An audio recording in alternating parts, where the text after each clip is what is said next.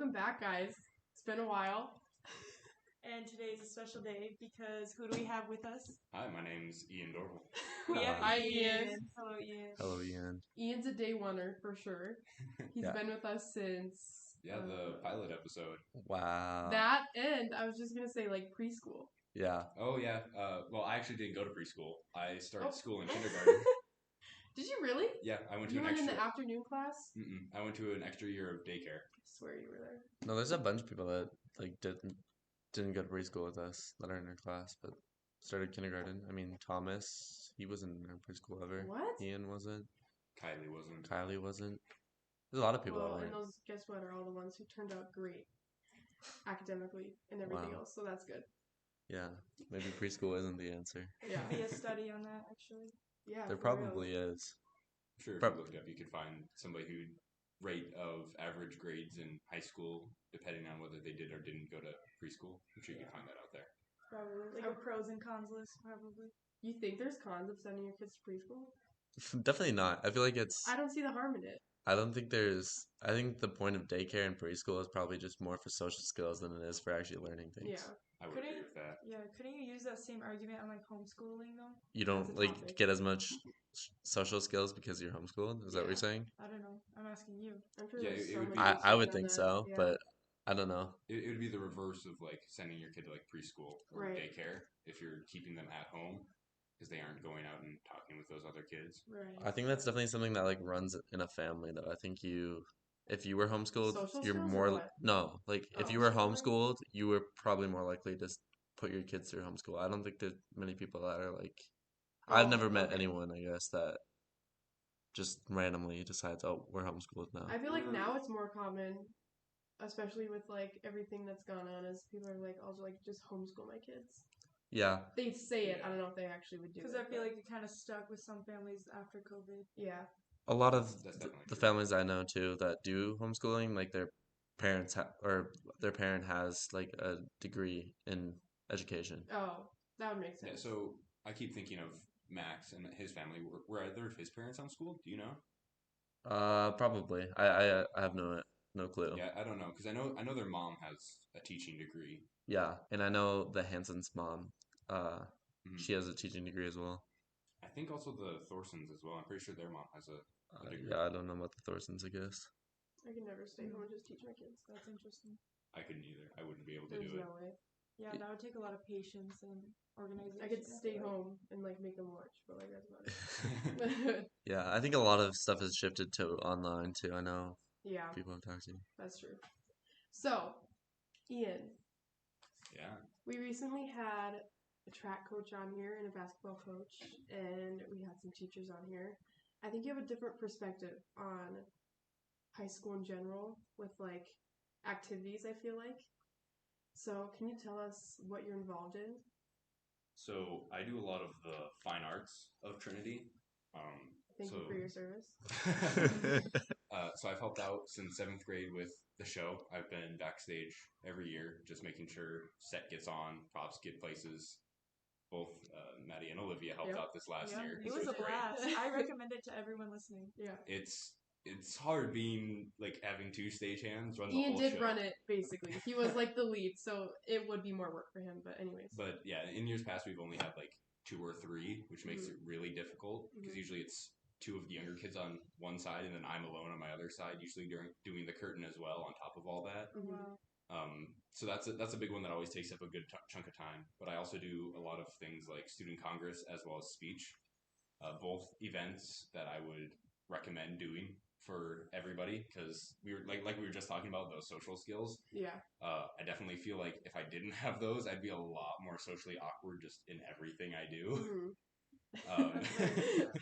Yeah, I mean, I'm not exactly completely socially comfortable. Not sure if that's a term or not, but it is now. You are. You're very talkative. You're good. But definitely out of those 2 more, speech helps a lot. Mhm. And just a little bit about speech, it's 14 different events you can do, split up into what we call public speaking events and interp events. So the interp are things like, we call them humorous, serious, humorous duo, serious duo. There you find a piece, so written by an author, a comedian, or you take like an excerpt from like a show or something, and then you do your version of that. You go up by yourself and you give, I think it's 8 minutes, 7 or 8 minutes, depending on the event, just giving that and performing that. How do you perform it if, like, you're saying it can come from, like, a show? What if there's more than one character in it? How does that work? So, yeah, we do have, that is a thing where a lot of interpreters, they'll do voices and then blocking. So, like, one character, you'll, like, define, like, this character stands here when you're up there, and then you're, like, if it's a conversation between two people. Oh, it's like improv. Kind of, like, you'll face to your right and talk, and then when it switches characters, you'll take 1 or 2 steps over, and then you'll face the other way, so make it look like they're having a conversation. I feel like I could do that. Do you ever Good at that. Yeah. Do you ever put like a little funny hat on and be like, this person has a little funny hat on, and this is this character, and then you step over, and then not this character anymore because he doesn't have the hat.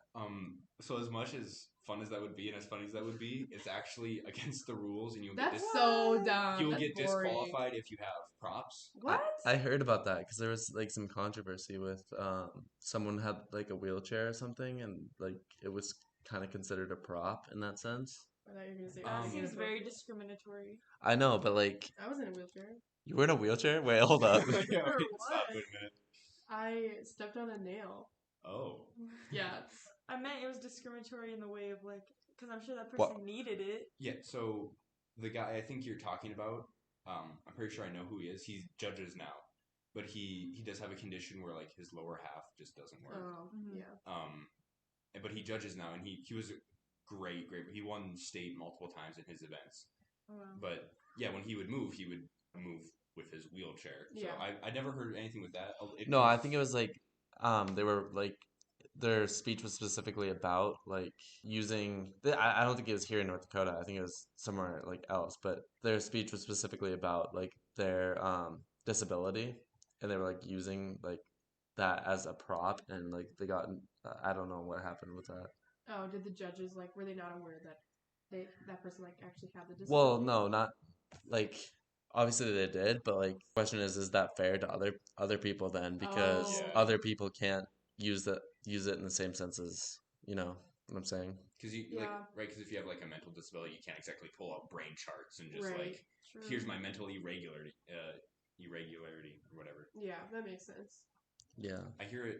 Yeah, I haven't heard that story before, but it comes up a lot with like watches and glasses. That's another thing I That bet makes is like glasses, because some people don't and some people do. So specifically for like the interp events, a lot of people like if there's like a nerd or not like the stereotypical nerd has the big rimmed glasses, right? And if they'll they have push glasses, if they actually push them up or they actually like do the little shake, that could be grounds for disqualification. It's different if they like mind putting it up and they don't actually touch their glasses, or they do it like way off to the side. It's a little bit different. That's allowed. There have been times where like underclassmen will like accidentally like move something and it could be considered a prop. It's that goes a lot into whether or not like they're actually aware of that. I didn't realize it was this complicated. That's like insanely like technical. Yeah. I feel like having a prop would make it so much more entertaining though. Like if you would just allow everyone to be able to do it. Yeah, but then you get into like if a prop is like appropriate or not. And is this speech or is this show and tell? Oh, I guess it's not like that's also true. It's not like drama. It isn't quite drama, yeah. I suppose that makes a lot of sense. So that's more for like the interp events. That's a really, really big thing. The story Jason was explaining sounds like it's more one of the public speaking events. So I do the public speaking events. I do persuade. So you give 7-minute speech talking, or my bad, 8-minute speech talking about and trying to persuade. There's only 14 events. 8-minute speech trying to persuade somebody of a topic. So like this year, in years past, I've done like how sugar is bad and why you shouldn't have it, or why like we need to invest more in like nuclear energy. This year, I remember that speech. I remember that speech too. I've done a little bit more. Usually people do it on like awareness is a very common topic. Awareness of different issues is a very big one. I've done more oddball ones. Like this one I did the importance of wisdom over knowledge. Oh, that would be interesting. I would listen to that. Yeah, so I go into like how without wisdom you can know everything, and I talk about like Sheldon Cooper from like The Big Bang Theory, how one of his quotes that he gives is, "I would have been here sooner, but the bus kept stopping for other people to get on it." Like, so he knew he had to get from. I don't get it. So, like, So he wanted to take the bus to get back to, I think it was like his apartment or something, but it kept stopping at the other bus stops Okay. for like other people to get on and off. Mm-hmm. And like he's obviously one of the smartest people in the world, Yeah. but he doesn't understand, like, acknowledge that the world outside of him happens outside of like what he thinks needs to happen. Okay. I see what you're saying. So like you can function at like as that, like obviously he's lived a successful life, gets married, so on and so forth. Yeah. But In his fake life. Yes. yeah, In the show. in his fake imaginary life on Right. the show. Even in like real life, that applies to a lot of like world class like scientists and like smart people. I mean, Albert Einstein, like all these people had like usually they have some sort of like even like mental illness or like Autism or like OCD. autism is a very common thing as well. Yeah. Am I wrong? But didn't Stephen Hawking like kind of like destroy his marriage because the more he learned, he kind of just like disregarded the importance of like his wife and like their relationship? That could be Yeah, very well be so a thing. because of like what he studied with like astrophysics and like the creation, and he goes so far back and on such a large scale. Because I think he did have a little bit of something. I don't remember if it was like autism or like OCD before that, and then obviously his physical disability. But because of that, he would get so fixated on the larger picture that it did end up like really making personal relationship with him really Yeah, it like difficult. warped his vision or like his like Yeah. mindset of like what was in front of him, kind of. Well, in topics like that people study, like, it's so addicting. I feel like if I had the like Ian's brain, where I could like really just like understand topics like that, I could see how it's so addictive to want to keep digging and digging and digging and finding more information and like just absorbing yourself in it. So I get it, But how much can you learn? yeah. Exactly. True. Well, I was doing research because I started with a couple different quotes. I was looking at quotes before to get an opener. As our English teachers always say, you gotta have a good hook. Right. And one that kept coming up again and again is knowledge is knowing things. Wisdom is the more you know, the less you realize you know. Kind of going back to like Stephen Hawking, when he started getting so fixated on that big picture, when he started delving deeper and deeper, and he realized exactly how large like the cosmos is, he realized like how little humanity actually knows about even just the Earth. Like we know more about outer space right now than we do about the deep ocean. Yeah, I've heard that. That's Yeah. really trippy. So it's like a lot of people who live in like the common term is like ignorance is bliss. Where like if you don't know like exactly what like quantum physics does and like what it is, like the concept of it, you don't realize how little we actually know about like even the matter that makes up the world. You know what this reminds me of? Remember the book that we read in Mrs. O's class, Flowers for Algernon. You remember that? So Yes, when I do remember the that. mouse was like a scientific or part of some experiment or something like Yeah. that. So this guy, he He had was autism, right? He was autistic. I don't think he had autism. I think he had like a 70 IQ or something. Oh, yeah, okay. he had this like very low IQ, and they did this test on this mouse, and it increased this mouse's IQ. So they tested it on him, and he became really smart and like realized like everything that was going on in his life, and he just became like miserable, and then ended up dying at the end of it. It was a very Oh. sad thing to read at So school. we didn't actually read the whole book. Of what we read, the procedure had shortened the mouse's life, and Yeah. because so he was introduced to the mouse before he got the procedure when he still had like 50 or like 70 IQ or something like that, and he became very emotionally attached to this mouse that could like had like the equivalent of like 150 IQ for a human, and became very emotionally attached. And then they did the procedure on him, and he could actually like understand what was going on like around him. Like he didn't realize how bad his life was because he was living in like an apartment, like so barely then- making wow. rent, working at like getting absolutely gypped out of working like a construction job or something, getting paid. But Yeah, he didn't worked know in like a any better. But factory. he didn't know or because he didn't know what else other people were getting paid. But when he got this procedure, it raised his IQ to like 170 or something. It added like 100 to his IQ. Yeah. And then he realized, man, I'm like making minimum wage, living the worst life possible while having a house over your roof or a roof over your head. And when the mouse eventually died, because not only do mice obviously not live as long as humans, the procedure had shortened its life, and they knew that it would probably shorten his too. He got like super depressed, and after the mouse died, the procedure wore off. So he went back to having like 70 IQ, but he still had this like baggage of depression and like this emotional attachment of like his friend, that the mouse that died, and he couldn't understand what was going on anymore, and he would just stare at the TV and the news and just like be majorly depressed. Because he still carried that with him, but he didn't even know like why he was upset. Yeah. That was a crazy look. That's just Insane. so weird to think about. Because, like, not that I can relate to the mouse or anything like that, but, like, for me, I struggle with, like, those hard concepts to understand. So, like outer space and, like, the ocean and, like, nuclear stuff. Like, I can't really comprehend it, but, like, for me, I think it's, like, okay that I don't understand. Because or else I'm the type of person that would, like, freak out about it and, like, you know, like, worry about it. It's I kind of don't know. like, Yeah. like when kids are really young and then they like watch that one movie or like read that one like book fact about like how scary sharks are, and then they like get really scared of like those outside things, kind of like that. Yeah, I don't know. That's just how my brain works. But Yeah, it definitely takes a very specific mindset to understand, like, we only, like, can scratch the surface on really, like, anything we actually Yeah. know. Yeah, true. like, I think you're able to handle it. I don't think I could. Well, I've No, always I kind of think grown up at, like, I think anyone could like understand that there's no one person that knows everything and never will be one person that knows everything. It's everyone's knows their specialty. There's no jack of all trades and when it comes to That's true. knowledge. It's everyone brings their own thing. And the thing that you have to do is trust that these people are giving you the truth and information. And if you understand that, then maybe you can look and try and understand what information they're trying to give you. That's true. That's very true. I also want to say something about speech. As someone who I would say is like pretty outgoing, myself, I can like talk to kind of like everyone in the class and like be okay with it, whatever. You will never catch me being on a speech team. Like, I have to give so much credit to those who join speech because I can't, like, the one class we had, I knew everybody in the room. I went over my topic so many times. I practiced it so many times, but still when I got up there, I was like, there was nothing coming out of my mouth and I just, like, panicked. So, what is it like when you go up there and you give your speech? Or, like, is there a difference between doing it your second time and then you're, like, going up your fifth time? Like, how does that work? Yeah, so to that, there is, like, a certain sense of, like, formality. Like, when I first started giving my speech this year, we always have it, like, I print it out and then cut it out and tape it onto note cards, and you take that up and give it. And obviously, the first couple times, you're still getting, like, familiar with your speech. You're not sure exactly what's coming next. You might have an idea, but you don't know exactly what you're going to say. That's always a little bit nerve-wracking that you're going to lose your spot. Yeah.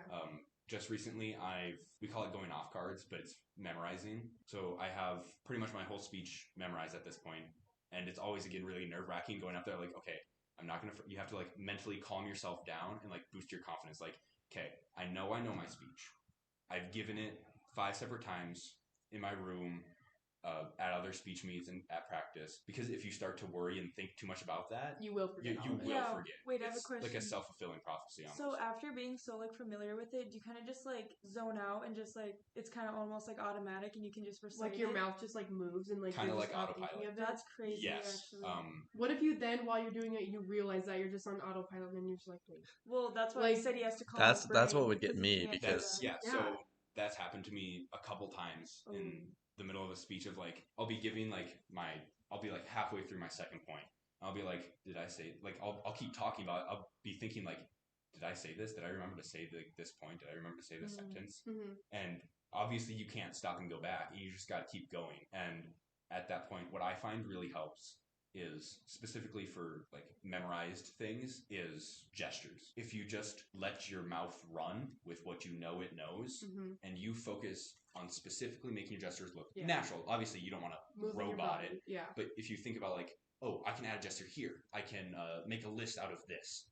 Or I can dramatize this with, like, a list or a That's statistic. actually a really smart strategy because then your brain's not like focusing on the Because then words. you're not focusing on the words you're saying and the words you're going to forget. You're thinking about only, like, the next sentence or two or what you're saying right now and how can I accentuate this, make this more dramatic. That kind of brings me back to when we did have speech class, and I remember one thing she told us with a certain speech. She was like, okay, your main job is to move around. Don't just stand in the same spot. Walk back and forth. Like, so then when, at least for me, when I did do the speech, I like did focus more on, okay, I should probably move to the right. I've been standing here for too long, and then I did go on autopilot with the information. So that would make sense. Yeah. And during speech class, since you're like Oh my gosh! like I bet you judge like a so great hard. speaker, and it's like one of your like things, you can be honest. Please be Because honest. Liv and I were in Please. Ian's speech class with Mrs. Schiff junior year. Were there ever times where you were like, oh my goodness, this is like kind of painful to watch? So this requires a little bit of background. So I've been a speech captain this year and last year, so I've started like helping the underclassmen more, and I've really learned how to like not so much like, ooh, you messed up here, I'm gonna judge you for that. It's more like, oh, you were so close to doing this right. If you do this, you can make it better. Yeah. So it was less judging to judge and more how can I help them Like fix help this? critiques. Yeah. Yeah. So if I didn't have the experience that I got from being that captain, I think probably to a certain extent I would have judged people. But how could you not though? Yeah, that's that- How so could true. you not? Like it's. But there is a certain point. So like Brooklyn Berger, senior last year who graduated, was really, really good at speech and these public speaking events. And she went to nationals for girls' state, and she ended up giving a speech to, I think it was like 100 people, like in DC. That's terrifying. And she said she was, when she came back afterwards, she said she was more nervous giving a speech in speech class to people she knew, to the 25 people in that room that she knew, than to give it to those 100 random strangers in Washington, D.C. That's so true, though. It is. There's something about just like, because we all knew how that class worked. You all get the same assignment, and we've all been doing the same things for like the 4 years of high school. And then you're like expected to give it, and then everyone gets graded, and then after like class, we all like go talk about it. And there's just something about like knowing those people that makes it so much more like precious. I think just knowing that they know you, so they know your potential, and if you don't reach that potential or you don't do great, they're gonna say something after. That's exactly the Whether it be to your face in the hallway. Because our class, we joke around with each other a lot. It's kind of brutal sometimes, Right. but like it's not just like oh you did bad, like it's fine. Like people would like make jokes. Yeah. And I'm not like victimizing anyone or like No. Yeah, it's a mutual thing for our whole class. Yeah. 100%. But yeah, I think it is that fact of like, oh, I'm gonna see this person in like 50 minutes after this next class period is done. Yeah. Where like with speech, you get in a room with maybe I think it's around 10-ish people, counting the judge. Mm-hmm. You might see that person at like a concession stand. Yeah. When you're getting a snack because it's 4 o'clock and you haven't eaten since 8 a.m. But other than that, like you're like, oh, I really liked your speech. And like, oh, I really liked your topic too. Mm-hmm. Like it's just little like passing comments. It's not like afterwards, like at your locker, standing next to the person that you like, knew, like yeah. like gave you side eye during like your speech. Like you're not gonna see, like you might see that person like across the gym or whatever where you guys are staying, but that they don't matter. They're from Beulah. What matter? Who's a random sophomore from Beulah really matter to you? Yeah. What are they gonna say to you? Where opposed to like your friend. I have another question about speech class. Were you, because we had a pretty full class, so there was like a lot of people in there. Were you kind of like shocked by anyone, like that you didn't expect that would like that they did good? I was actually quite pleasantly surprised with our whole class, like how well everybody did. I was too. Because I know when like I first started giving, I think I started doing public speaking events my freshman year. I knew that I was at my freshman me at speech before I got like a lot of coaching was probably a little bit below the bar for what our speech class was. Oh, wow. So these seniors that have absolutely no competitive experience giving a speech and who've only talked like presentations in front of class with your friends are on a higher level than like a freshman who is getting help. Yeah, and the big factor of like the speech team like wanting to be there and then the speech class like having to be there. You're right. The energy was completely different. I can't even imagine. I remember like Jace, you can talk about your speech class too because I know you had different people in there, but I know for ours, besides Ian, I don't think we had a lot of people with experience in there. And was Abby maybe in there? Abby was Abby was in the other one, and I think we were all kind of on the same page of okay. We don't really want to do this. We have really no experience. We don't know what we're doing. We all took the class out of fear of having to do it in a college class of like 200 people. Setting, 250 and every upperclassman, every teacher told us that. So we were like, okay, well, dang. But I think there was something comforting about everyone freaking out about it and not just freaking out about it by yourself. There's that certain sense of community of let's all struggle together. Yeah. Oh, 100%. Yeah. So yeah, Dave, do you want to talk about a little bit what your experience? Because I know you had a couple of upperclassmen with you. And like people like Bailey, I know is in there, and I feel like she can just stand up there and do a speech. She was in speech for a little bit. of it. Abby was in there, like, Yeah, so I'm what I'm trying to do right now is remember because I don't really remember that time. I think it kind of blanked out of my mind. The honest thing that I remember right away was the first speech that we gave, the PowerPoint speech. That sticks out to me for some reason. I remember we all had these different PowerPoints and like these. It was the brown bag speech. That's what it was Yep. called. It was like a show and tell speech. Bring in like something that you liked or like whatever and just wanted to talk about it. And I remember Denzel going up there. That's who I remember because everyone that knows Denzel knows that he doesn't really talk that often. And I was going in with the expectation that probably not going to be able to do this very well. And I thought he did a pretty good job because he was able to just put up he talked about his farm and he just put up pictures of his farm and was just able to talk about his farm like off the cuff like that. Another one, Bailey talked about New York and her experience in New York. I think when you are talking about something that you're passionate about, it makes it a lot easier. yeah. For sure. And I think that's a great way to start. Like that whole semester class is, hey, here's a presentation, a PowerPoint, something we've all done before because other classes have done projects on PowerPoints about something you really enjoy or find special. I think it's a great, like, it's a very different, like, because another speech that we did in that class was we always just call it like the famous person speech. Yes.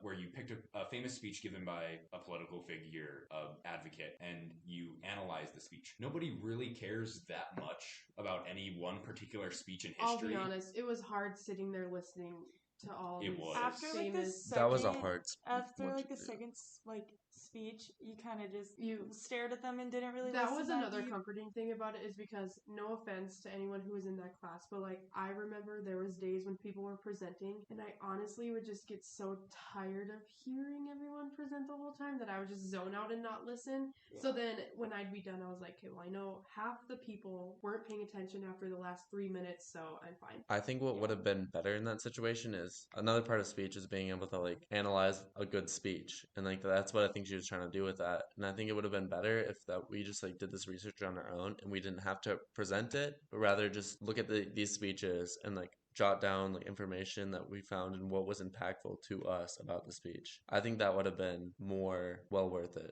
Like what I we would got agree out with of the that. speech Yeah. instead of the Because that's another thing that you have to do with a speech is be able to receive a speech and like The hear it and message. Yeah, understand. kind of going off of that. I was like, I know the class is obviously like speech class, but I was shocked how many speeches we ended up giving. Like, Yes, it yeah. was like as soon as we finished one speech, we were right to the next one, and we like knew that we were going to be presenting it within like 2 weeks. Mhm. See, I thought we did not do that many speeches. Really? By the end How of it, many- I felt like we barely did any. How It many was- kids were in your class? Just out of curiosity, if you had a ballpark? I had a small class, probably around like 10, something we like had that. we had had, every like- other junior, so Yeah. we had Yeah. We like had 20. like 20. So we Yeah. had twice as many people. Maybe Like, that's why it feels because we had twice as presenting days? many speeches. Yeah, presenting days would take like a week and a half, Yeah. Honestly, because and it would get to be so long. and because if somebody's gone and they're scheduled for that day, Yeah. Mhm. then everybody else has to move up and take that position, even if you're ready or not. Yeah. Did, Oh, that's did so you guys true. ever have those days where you just like went outside and just got to like talk in front of everyone? No. No. See, like We were we in had the stuff winter. like that. Okay. No, We had semester 2, right? yeah. Yeah.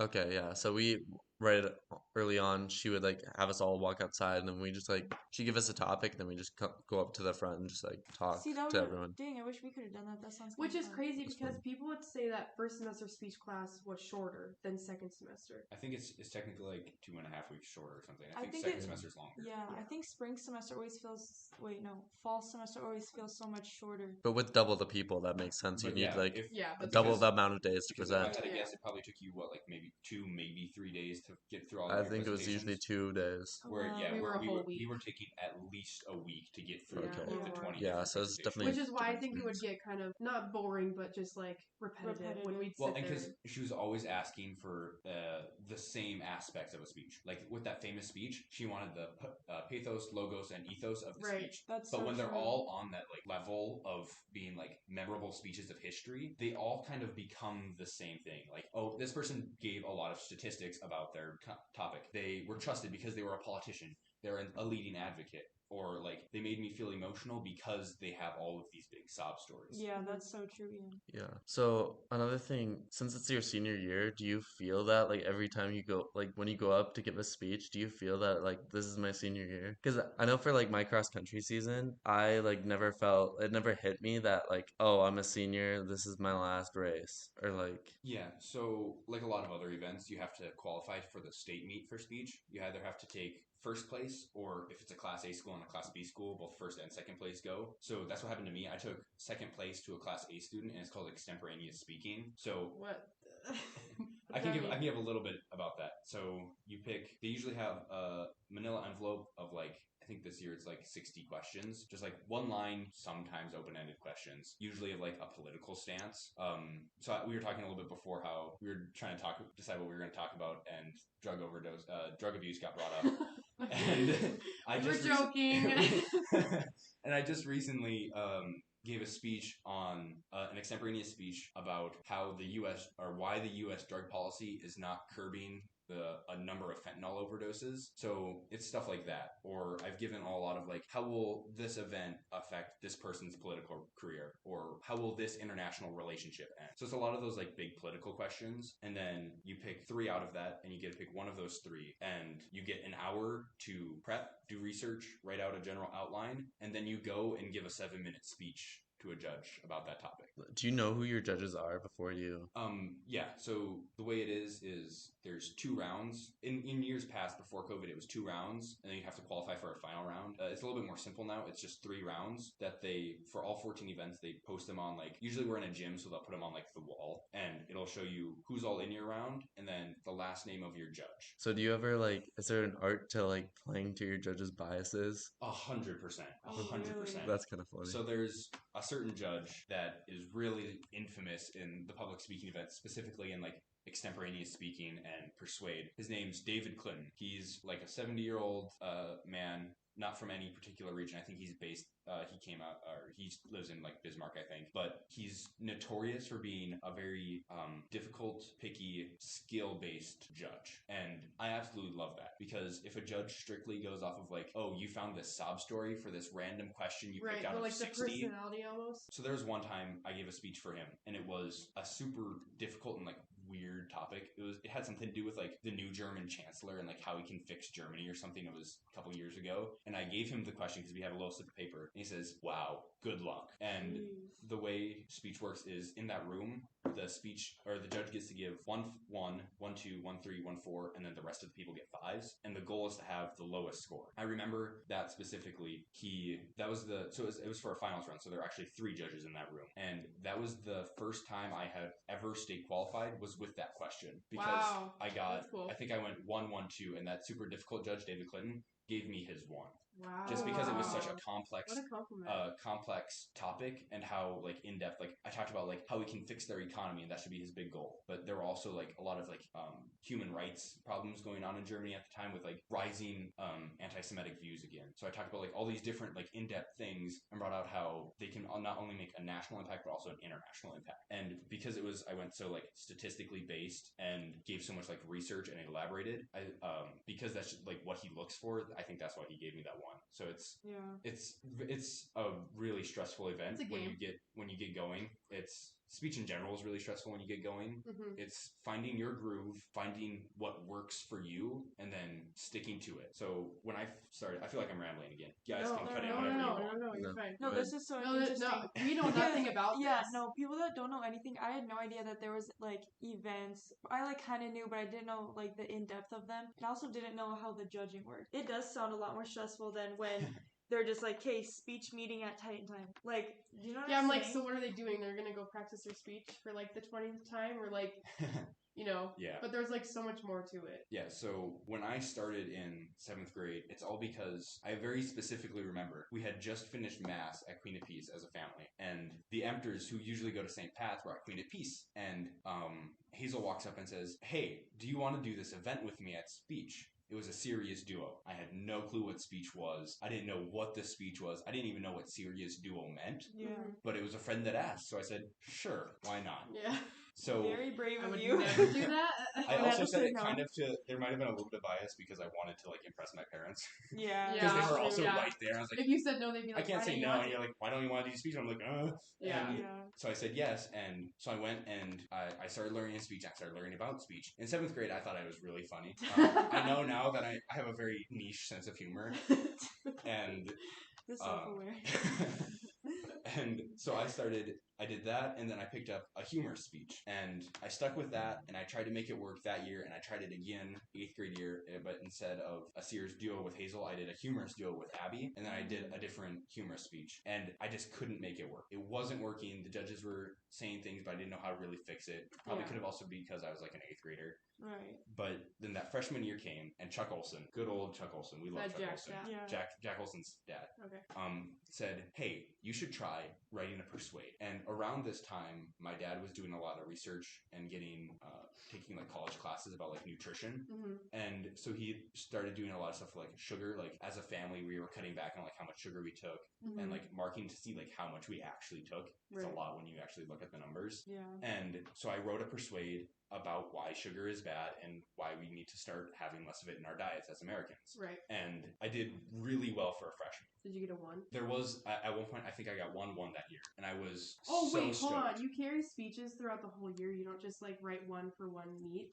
So Yeah. that again kind of gets into what event. For most of the Oh. events, yes, you write Okay. one speech and then you just carry it. For some of the, like, we call them prep events, so that's like extemporaneous speaking. Or there's another one where it's pretty much a political, instead of political questions, you get a story and you, just a random story and you give that. Or radio is another one. You get a couple stories, weather, sports, and then you have your own little written section. And that changes at every meet because they're prep, so you give that hour to prep and then you go give your speech and you'll probably never give that speech again. Oh wow.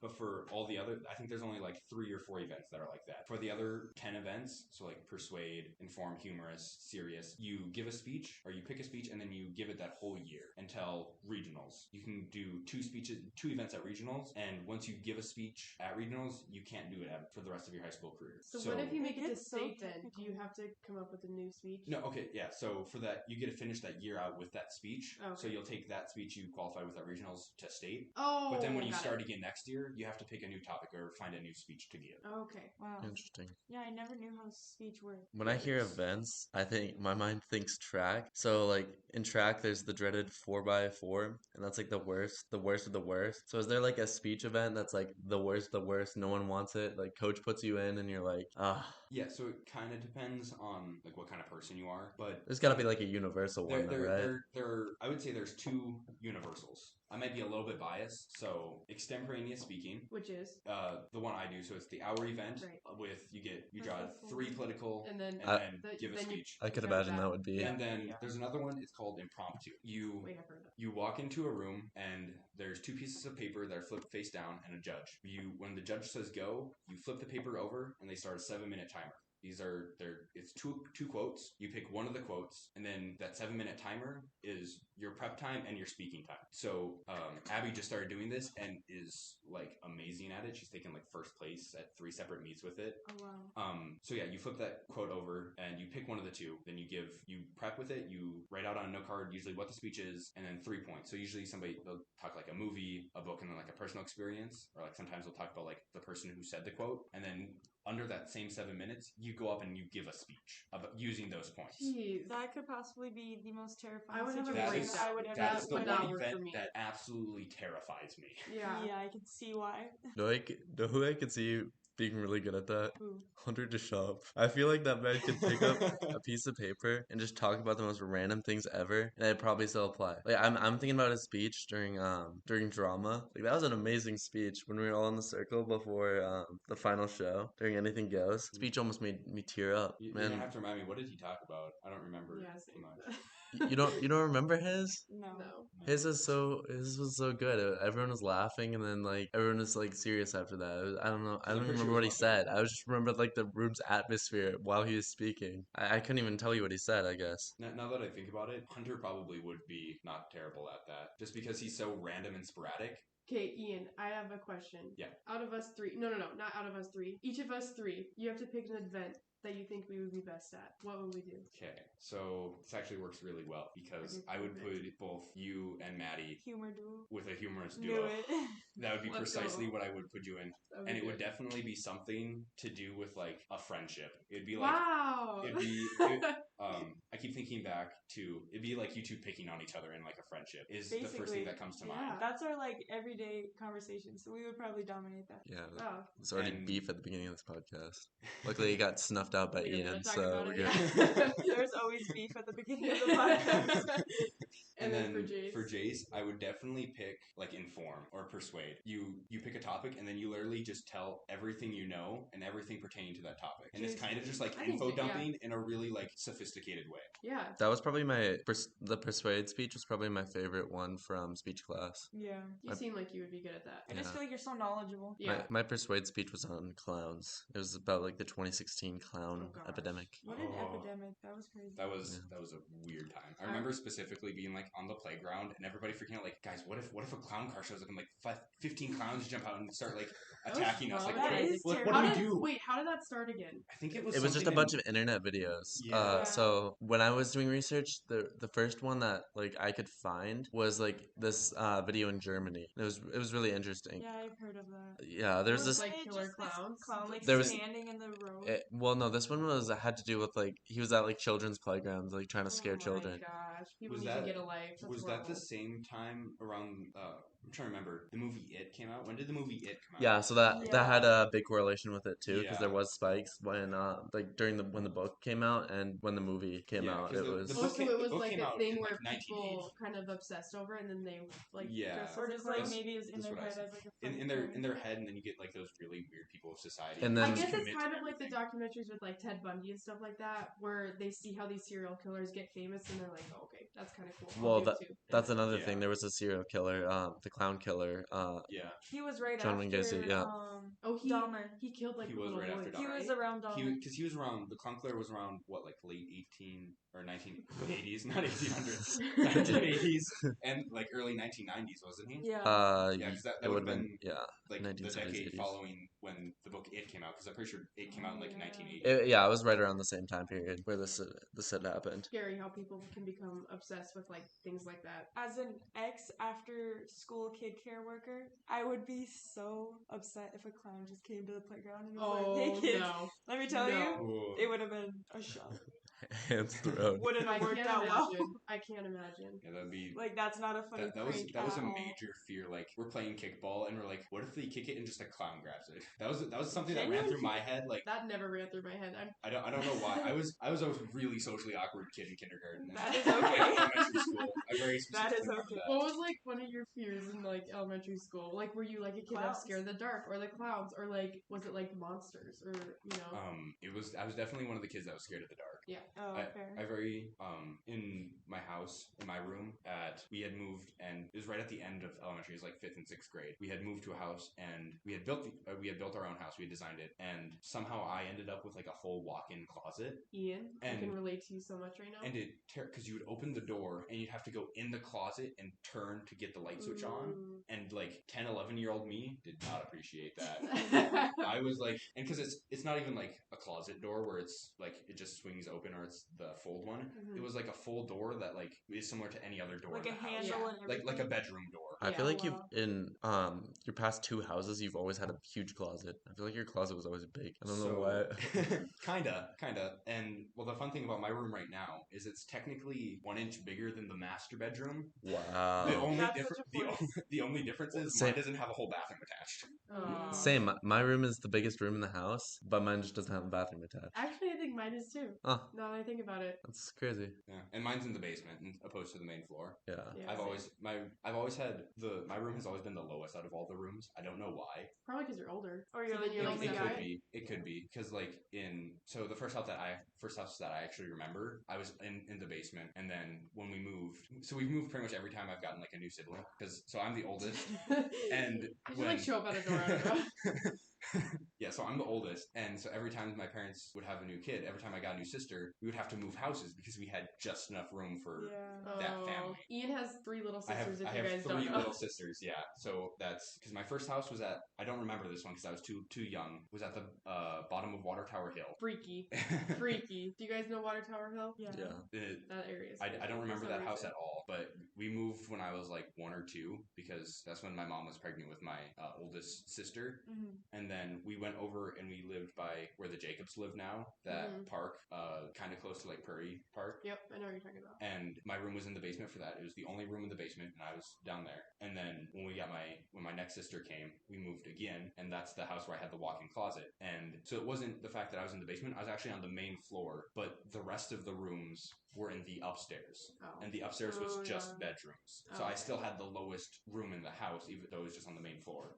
And then we moved again, and we're in the house we live in now. And again, it's me and my oldest sister in the basement, and then everybody else is on the main floor. Yeah. And honestly, I really love the fact that I'm in the basement because I'm really warm-blooded. And if it was up to me, the basement would be 65 all the time. Oh gosh. No. That's insane. I would die. I couldn't do would it. also die. So would my sister that sleeps in the basement. So Yeah. that's why it sits at 69, 70.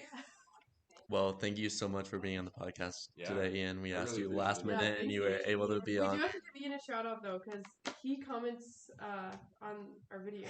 Yeah, he Good, we commented love on the the YouTube support. Not, videos. Yeah. not so Like much that. anymore because I listen to Spotify now. Well, he Yeah. commented on one, so that I saw. We still I think appreciate Everyone it. should I have listen 2 on comments Spotify. I think there's one on the first episode because I don't think I commented on the pilot, and then one on the second Yes, you episode. shouldn't. You shouldn't do that. Don't listen to the That pilot. was bad.